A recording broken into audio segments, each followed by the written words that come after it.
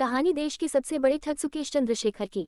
हो सकता है कि आप में से कई युवाओं ने नटवरलाल का नाम न सुना हो। जिन्हें याद भी होगा, उन्हें जीके के सवाल की तरह याद होगा, भारत का सबसे बड़ा ठग कौन।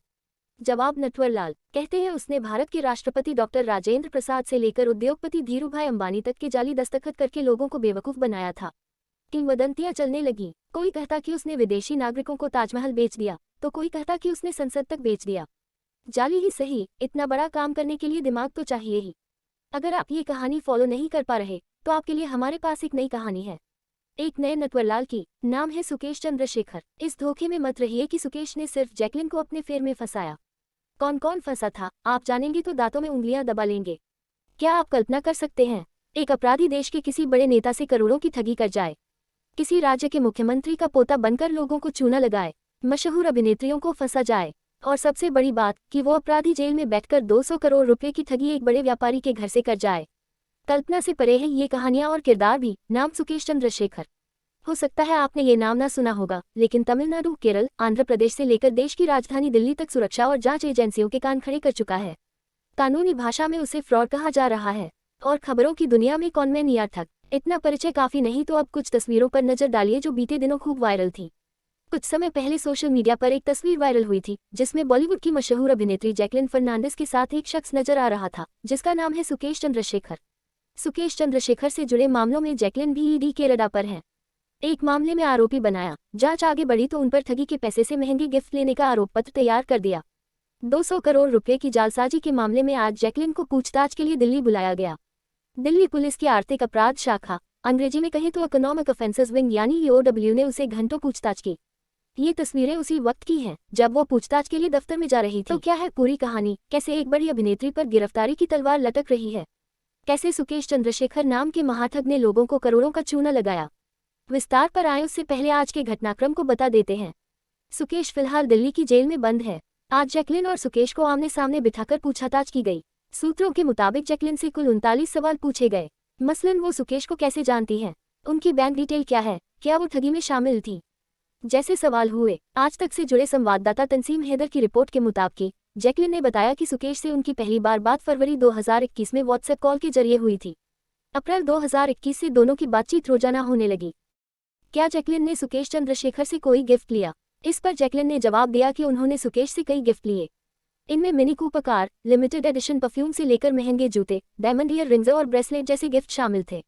हालांकि जैकलिन ने यह भी कहा कि उन्होंने मिनी कूपर कार वापस लौटा दी थी। जैकलिन ने दिल्ली पुलिस को बताया कि जून 2021 में वो पहली बार सुकेश से मिली थी। सुकेश ने जैकलिन को मुंबई से चेन्नई लाने के लिए प्राइवेट जेट भेजा था। चेन्नई के हयात होटल में मुलाकात हुई। अगले दिन प्राइवेट जेट से ही वो वापस मुंबई लौटी। एक हफ्ते बाद फिर से दोनों की मुलाकात हुई। जैकलिन ने यह भी बताया कि वो प्राइवेट जेट से 2 बार केरल भी गईं। सुकेश ने उनके लिए एयरपोर्ट से होटल के लिए हेलीकॉप्टर राइड भी बुक की थी। जैकलिन का दावा है कि सुकेश से उनकी आखिरी बार 8 अगस्त 2021 को बात हुई थी। देखा है। मोटा अनुमान है कि सुकेश चंद्रशेखर पिछले 15 साल में करीब 1000 लोगों को कम से कम 500 करोड़ रुपए का चूना लगा चुका है।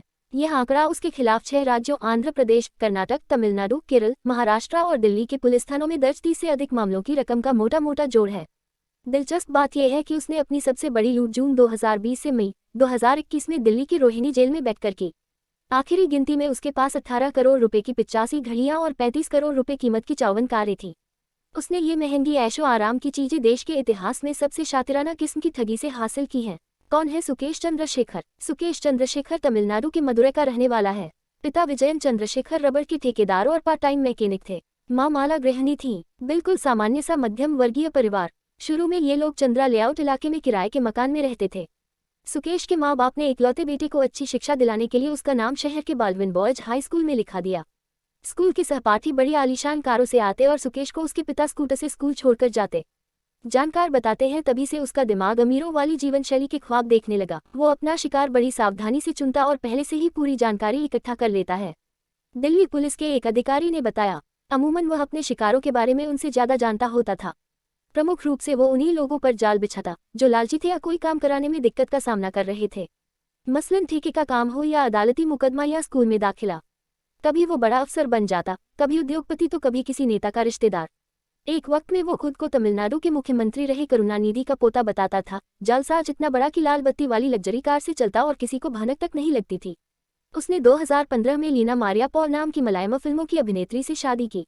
सुकेश लीना को भी जालसाजी का शिकार बनाना चाहता था। आगे मोहब्बत हुई तो मंजिल शादी से जेल तक पहुंची। लीना भी कई मामलों में सुकेश के साथ आरोपी रह चुकी है। ईडी के जांच अधिकारियों ने जब उसका कच्चा चिट्ठा खोलना शुरू किया तो पता लगा वो नेताओं, कारोबारियों और एक्टरों को बड़ी आसानी से झांसा दे देता है। इसकी वजह जाननी चाहिए तो पता चला उसकी चिकनी चुपड़ी बातें। वो अंग्रेजी, हिंदी, तमिल, कन्नड़, तेलुगु, मलयालम जैसी कई भाषाओं में पारंगत है। अपनी बात मनवाने और डोरे डालने में उस्ताद, मेलजोल में माहिर, जिसकी नकल करना चाहे वैसी आवाज और अंदाज में भी उस्ताद। कई बार उससे कड़ी पूछताछ करने वाले अधिकारी भी धोखा खा जाते हैं।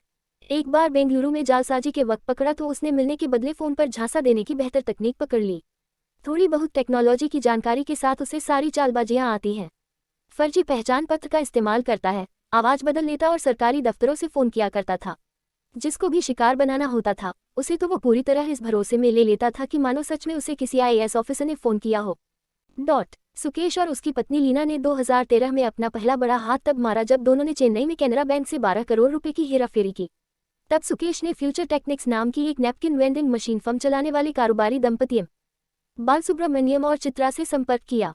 उनको अपना परिचय कर्नाटक के एक वरिष्ठ IAS अधिकारी जय कुमार के तौर पर दिया।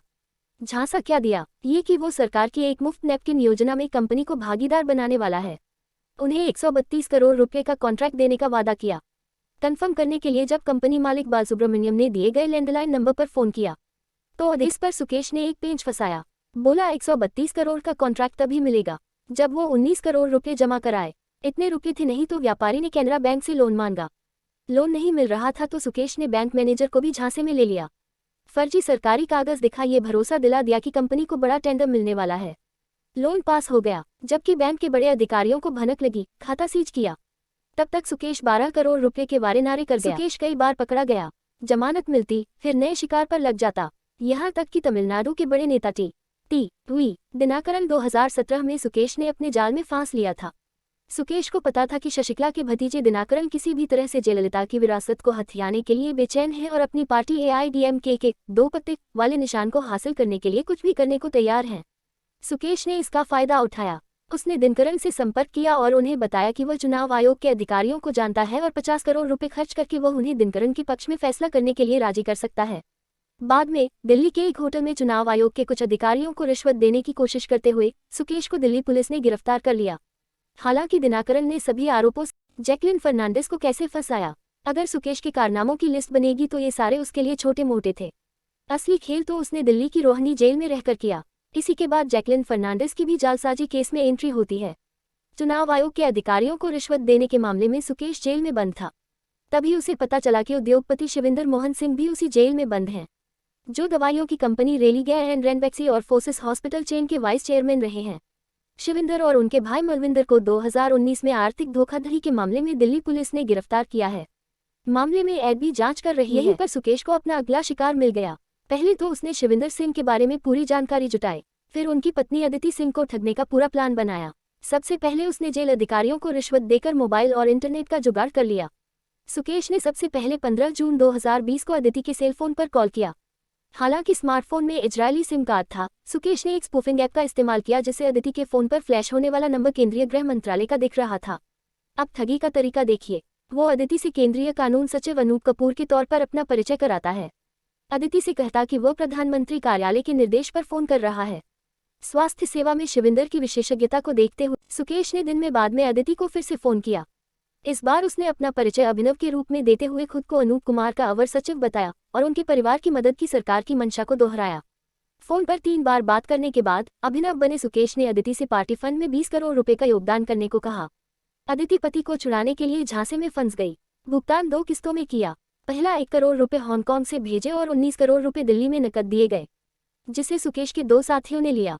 इसके बाद सुकेश और पैसे की मांगने लगा। वो शिविंदर और उनके बच्चों के बारे में बहुत सी सटीक व्यक्तिगत जानकारियों के बारे में बताता है, जिससे अदिति को डर लगने लगा कि वो वास्तव में उनके पति और बच्चों को नुकसान पहुंचा सकता है। उसने अदिति को इतना डरा दिया कि पति और बच्चों से इसकी चर्चा किए बिना पैसे के जुगाड़ में लग गई। गहने बेचे, दोस्तों परिवार वालों से उधार लिए, निवेश समेत सारी संपत्ति को दांव पर लगा दिया। इसके बाद हुआ ये कि अदिति ने 2020 से मई 2021 के बीच सुकेश को 40 ट्रांजैक्शन में 200 करोड़ रुपए का भुगतान किया। इतने ट्रांजैक्शन पर ईडी को शक हुआ। चूंकि अदिति के पति और फोर्टिस के वाइस चेयरमैन रहे शिविंदर तो पहले से ही ईडी की रडार पर थे। जांच शुरू की तो मामला खुलता गया। इसी मामले की जांच के दौरान कानूनी एजेंसियों को महंगे तोहफे देने के शौक के बारे में जानकारी मिली, जो दंग कर देने वाली थी। केस में ईडी की तरफ से फाइल चार्जशीट के मुताबिक सुकेश ने फरवरी 2021 और अगस्त 2021 के बीच अभिनेत्री जैकलिन फर्नांडीज और उनके परिवार को दिए तोहफों पर 7 करोड़ रु खर्च किए। दोनों की कुछ अंतरंग तस्वीरों के आधार पर एजेंसी का मानना है कि उनके बीच रोमांटिक रिश्ते थे। हालांकि जैकलिन ने इससे इनकार किया है। फिलवक्त जैकलिन इस केस में ईडी और दिल्ली पुलिस की रडा पर हैं।